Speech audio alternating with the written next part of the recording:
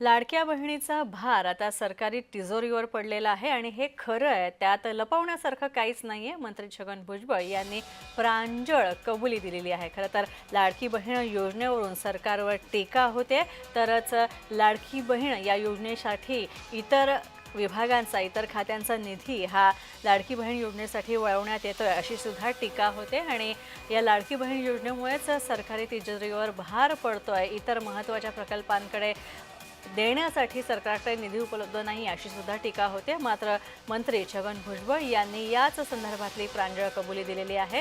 तर मिश्किलपणे त्यांनी यावर भाष्य सुद्धा केलेली आहे. शेवटी लाडक्या बहिणीचे पैसे लाडक्या भावाच्या घरात जातात ना, असं सुद्धा त्यांनी म्हटलेलं आहे. तर लाडकी बहीण ही थोडी सगळे पैसे खर्च करते. छगन भुजबळ यांनी ही मिश्किल टिप्पणी सुद्धा केली आहे. लपवायचं काय?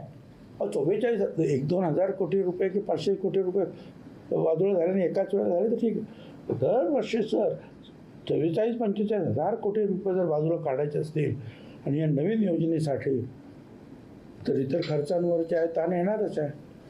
तुमच्या घरामध्ये सुद्धा जर तुमचं एक विशिष्ट उत्पन्न आहे का 30,000 का 40,000 रुपये आणि 1-2 20,000चा काय दुसरा जर एक फटका बसला, काय आजारपणाचा आहे, लग्नाचा आहे, शिक्षणाचा काय असेल, तर आपण इतर खर्चाच्या बाबतीमध्ये मागे पुढे करतोच ना.